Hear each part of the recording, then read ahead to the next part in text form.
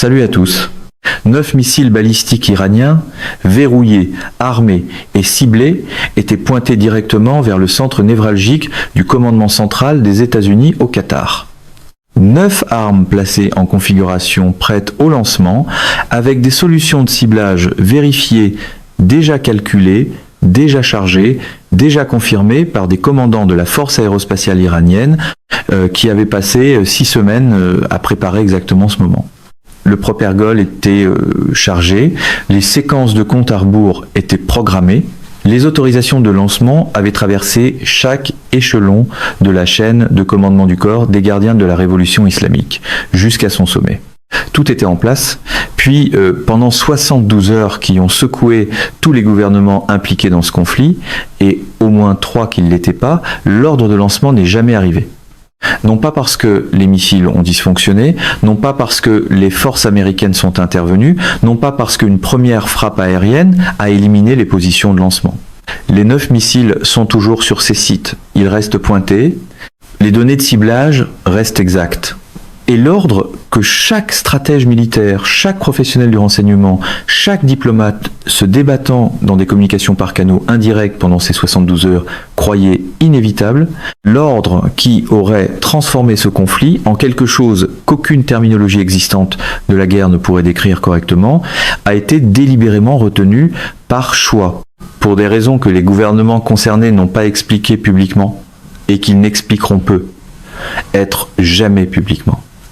Car l'explication complète de la raison pour laquelle cet ordre n'a jamais été donné révèle davantage sur l'état réel de ce conflit, sur les véritables limites de la dissuasion américaine et sur le calcul de décision qui opère effectivement au sein de l'autorité de commandement iranienne que ce qu'aucun gouvernement, d'un côté comme de l'autre, n'est prêt à divulguer. Ce qui s'est déroulé pendant ces 72 heures est l'histoire la plus décisive de tout ce conflit.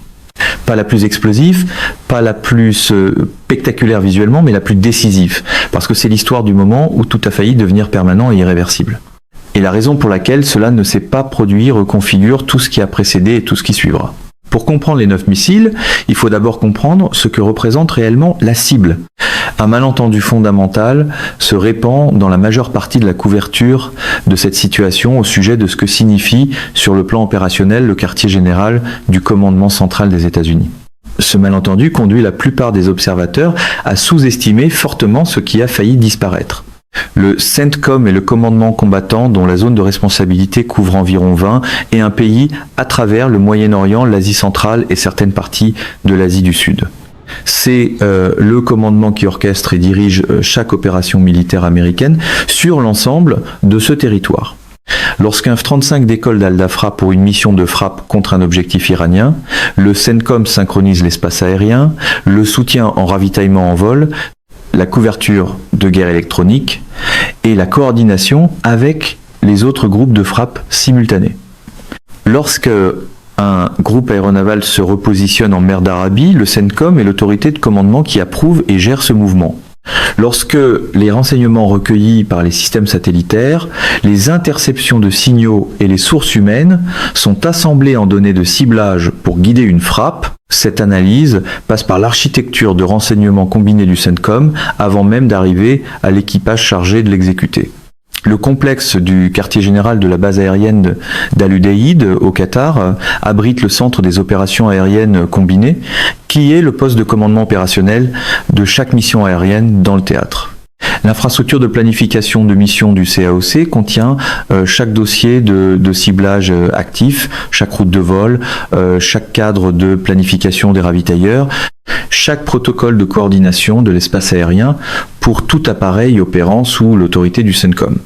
Elle abrite la principale colonne vertébrale de communication sécurisée du commandement, les connexions avec le Pentagone, avec l'autorité nationale de commandement, avec les forces du théâtre, avec les commandements alliés, avec les centres de traitement de la communauté du renseignement.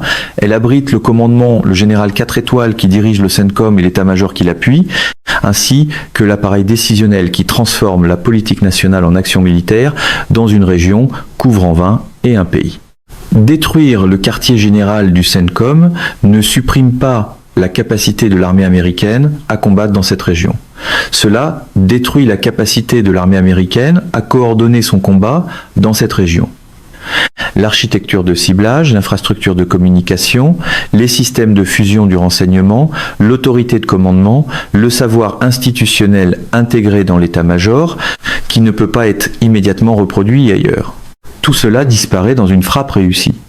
Ce qui reste, ce sont des unités individuelles conservant leur propre capacité organique, mais opérant sans l'architecture de commandement et de contrôle, qui en fait une force unifiée plutôt qu'un ensemble de plateformes déconnectées.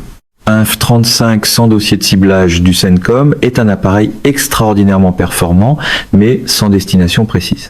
Un groupe aéronaval sans coordination du CENTCOM est une force extraordinairement puissante, mais incapable de s'intégrer efficacement avec les 7 autres éléments nécessaires pour fonctionner comme partie d'une campagne cohérente. L'armée américaine dans ce théâtre, sans le quartier général du CENTCOM, ne s'arrête pas, elle se fragmente. Voilà ce que l'Iran a visé avec 9 missiles. Pas un bâtiment, pas un symbole. Le tissu conjonctif de la coordination militaire américaine dans tout le Moyen-Orient, les 6 missiles sélectionnés pour ce dispositif de frappe étaient des Khaybar Shekan, un nom qui se traduit approximativement par « conquérant de Khaybar », une référence historique issue des premiers temps des guerres islamiques. Le Khaybar Shekan est un missile balistique de moyenne portée, avec une portée d'environ 1150 km et une erreur circulaire probable inférieure à 30 m. Il combine une navigation inertielle avec un guidage terminal par GPS, sa charge militaire pèse 600 kg et avec un temps de vol depuis sa position de lancement jusqu'à Al-Udeid d'environ 6 minutes et 40 secondes, sa vitesse d'approche terminale avoisine Mach 9. Une arme balistique à Mach 9 avec une charge de 600 kg et une précision de 30 m contre une installation comme le CAOC n'est pas un instrument de quasi-impact, c'est un instrument de destruction. Un seul impact d'un Khaybar Shekan contre la structure principale du CAOC élimine cette structure de tout usage opérationnel. 2 impacts réduisent le site en ruine. 6 missiles visant un complexe avec le chevauchement de souffle que leur trajectoire générerait ne laisse rien de fonctionnel debout. Les 3 autres étaient des véhicules planeurs hypersoniques, Fatah 1, des plateformes de rentrée manœuvrantes qui modifient leur trajectoire en phase terminale précisément pour déjouer les solutions de défense terminale Patriot. Face à une batterie Patriot opérant avec une capacité complète et non compromise, la probabilité d'engagement évaluée par l'armée est jugée élevée. Face à un Fatah, un arrivant en même temps que 6 missiles balistiques Khaybar Shekan, qui consomme simultanément les 9 canaux de guidage de l'architecture d'engagement de la batterie Patriot, les 3 Fatah sont ceux qui survivent à la couche d'interception. 6 Khaybar Shekan pour épuiser la batterie Patriot. 3 Fatah, 1 pour pénétrer dans l'ouverture produite par cet épuisement. La même logique de saturation, déjà visible dans des opérations antérieures, appliquée à la cible de plus haute valeur du théâtre. Les positions de lancement étaient des sites préparés dans l'ouest de l'Iran, construits sur 6 semaines, et non des systèmes mobiles se déplaçant en terrain ouvert. Des positions de lancement fixes et renforcées, avec des abris durcis pour les équipes, du propergol prépositionné et des systèmes de ciblage déjà programmés avec les coordonnées GPS de structures précises à l'intérieur du complexe Al-Udeid. La préparation avait été minutieuse, méthodique et pendant 6 semaines totalement invisible à la surveillance américaine. Elle est devenue visible lorsque les missiles ont été relevés en position de lancement, car à ce moment-là, les satellites de reconnaissance américains et le réseau radar au sol les ont détectés. Ce qu'ils ont détecté a été transmis dans la chaîne de commandement en quelques minutes après le premier passage satellite confirmé. Le compte à rebours a commencé au moment où ces 9 missiles sont apparus sur les écrans radars et satellitaires américains en configuration relevée et prête. Au cours de la première heure, le Conseil de sécurité nationale s'est réuni dans les 40 minutes suivant la confirmation. Le commandant du CENTCOM au Qatar a été notifié. Al-Udeid est passé en condition de protection des forces Delta. Le personnel non essentiel a été transféré vers des structures durcies. Le CAOC a commencé à répliquer ses données les plus critiques vers des nœuds de secours situés sur des sites secondaires. Chaque action de cette première heure reposait sur l'hypothèse que le lancement était imminent. et que le temps de préparation se mesurait en minutes, pas en heures. Sauf que le lancement n'est pas venu. 1 heure s'est écoulée et les missiles sont restés relevés. Et le versant iranien du spectre des communications, surveillé en continu par le renseignement d'origine électromagnétique américain, a produit quelque chose d'inattendu. Pas des signaux de préparation au lancement. Quelque chose que les analystes ont interprété comme une communication délibérée, via le canal indirect Omanais, via la représentation diplomatique, suisse chargée de certains échanges bilatéraux entre Washington et Téhéran, et via une ligne directe avec un haut intermédiaire arabe du Golfe dont l'identité n'a pas été divulguée. L'Iran transmettait un message, pas le message d'un lancement imminent, mais celui d'une décision pas encore prise. À la 6e heure, Washington recevait des signaux par canaux indirects et débattait de leur authenticité. S'agit-il d'une communication sincère de retenue ? Ou d'une opération de tromperie destinée à figer une action préventive américaine contre les sites de lancement, en laissant entendre qu'une résolution diplomatique est possible, tout en gagnant du temps pour un lancement iranien ? À ce moment-là, la prise de décision américaine était paralysée par l'incertitude. La communauté du renseignement ne pouvait pas fournir à l'autorité nationale de commandement une réponse sûre. Les signaux étaient réellement ambigus, et l'ambiguïté, dans une situation où une mauvaise interprétation mène soit à une frappe préventive américaine, déclenchant une guerre totale, soit à une frappe iranienne réussie contre son quartier général du CENTCOM, produisant elle aussi une guerre totale, mais aux conditions de l'Iran, constitue à peu près la pire position analytique imaginable pour les personnes chargées de trancher. Ce n'est pas exactement le genre de moment qui rentre proprement dans un slogan de meeting ou dans un briefing de presse doré sur tranche. À la 12e heure, le président avait été en contact continu avec les alliés, le Royaume-Uni, la France, l'Allemagne, Israël, l'Arabie Saoudite, la Jordanie, les Émirats Arabes Unis. Chaque partenaire important de la région et de l'OTAN avait été intégré à la situation à un certain niveau. Les réponses n'étaient pas uniformes. Certains pressaient de lancer des frappes préventives immédiates contre les positions iraniennes avant que l'Iran puisse tirer. D'autres appelaient à la retenue, estimant que frapper les sites provoquerait précisément la confrontation totale que les missiles relevés étaient vraisemblablement conçus pour menacer. Certains ont soulevé des questions auxquelles personne à Washington ne pouvait répondre avec assurance. Que veut réellement l'Iran ? Quelles décisions ces missiles relevés sont-ils censés provoquer ? L'Iran n'avait pas lancé d'ultimatum explicite, il avait relevé 9 missiles vers le quartier général du CENTCOM, ouvert des communications par canaux indirects, suggérant que l'ordre de lancement n'avait pas été donné, puis attendu. L'absence de demande précise était en soi une déclaration. Elle disait à Washington qu'il ne s'agissait pas d'une transaction, c'était une démonstration de position. Nous pouvons le faire. Nous sommes prêts à le faire. Ce que vous ferez ensuite déterminera si nous le faisons. À la 24e heure, 2 batteries Patriot supplémentaires, transportées depuis des stocks prépositionnés au Koweït, étaient en cours d'installation à Al-Udeid. Des F-35 supplémentaires étaient repositionnés vers des bases secondaires plus éloignées du territoire iranien. Les fonctions de commandement les plus critiques du CENTCOM étaient réparties entre plusieurs emplacements géographiques. L'Amérique faisait ce qu'elle devait faire si elle croyait la menace réelle. Durcir la cible, disperser les moyens, réduire les conséquences d'une frappe iranienne réussie.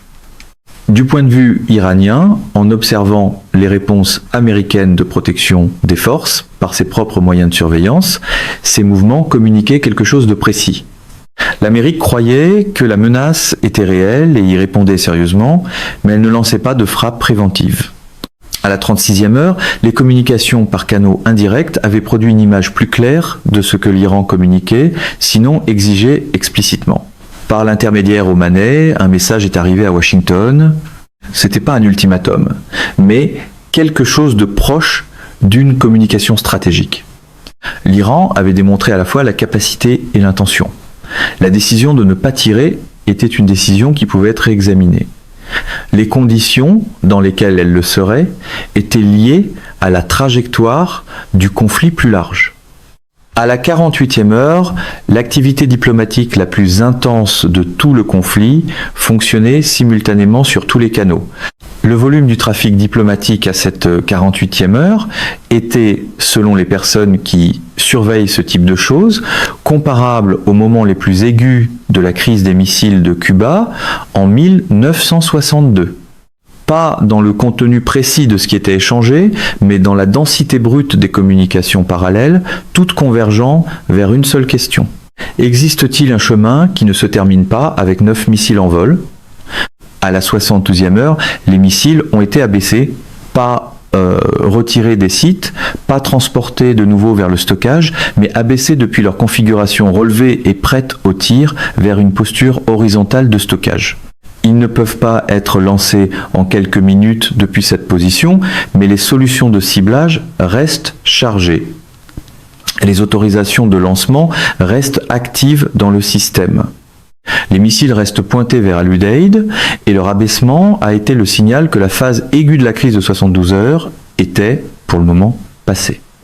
4 explications sur les raisons pour lesquelles l'Iran a abaissé ses missiles en circulé, et 3 d'entre elles sont fausses. La dissuasion américaine n'a pas fonctionné au sens traditionnel parce qu'un adversaire dissuadé ne relève pas, pour commencer, 9 missiles contre le quartier général le plus critique du théâtre. L'explication par la pression diplomatique inverse la chronologie. Les messages diplomatiques les plus intenses sont arrivés après que l'abaissement avait déjà commencé. L'explication du bluff est la plus confortable pour les publics occidentaux et la plus dangereuse à accepter parce qu'un adversaire prêt à absorber les coûts opérationnels et diplomatiques de relever 9 missiles balistiques contre le CENTCOM comme simple geste coercitif accepte un risque énorme pour un geste à valeur transactionnelle. Limité. L'Iran ne bluffait pas. L'Iran a pris une véritable décision d'être prêt à tirer, puis a pris une véritable décision calculée de ne pas le faire. Non pas parce qu'il a renoncé à frapper le CENTCOM, mais parce qu'il a décidé que frapper le CENTCOM maintenant, avant que les conditions précises vers lesquelles il travaille activement soient pleinement réunies, n'est pas encore optimal. C'est la partie qu'aucun slogan de casquette rouge ne peut compresser sans rendre la pièce plus stupide. Le Fatah 3, un système hypersonique plus avancé qui approche encore du déploiement opérationnel, modifie l'équation face aux configurations défensives, Patriot existantes, d'une manière que l'inventaire actuel de missiles ne permet pas encore pleinement. Les opérations de préparation cyber qui compromettent systématiquement les logiciels des batteries Patriot à travers le théâtre sont en cours, mais pas achevées. Tant que la compromission n'est pas suffisamment étendue, le moment n'est pas optimal, l'Iran n'attend pas de décider s'il frappera le CENTCOM. Il a décidé. Il attend le moment d'exécuter.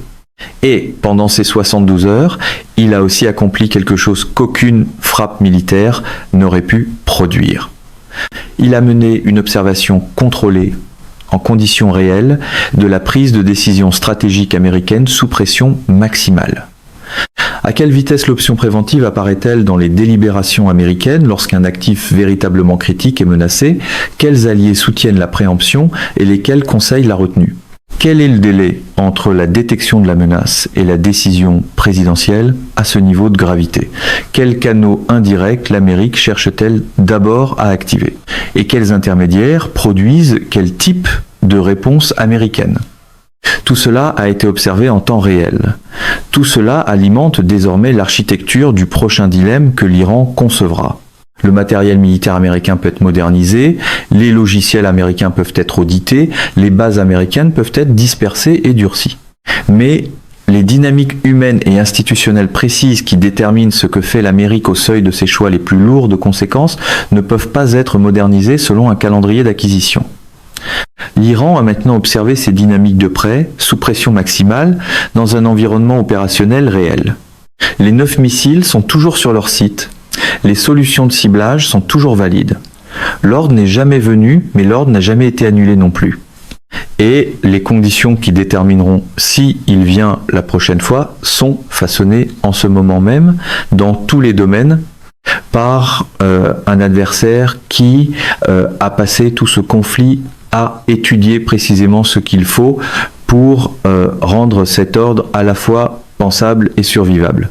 Mesdames et messieurs, notre émission d'aujourd'hui s'arrête ici. Nous vous invitons à partager votre avis personnel dans la section des commentaires ci-dessous. Bonjour et à bientôt.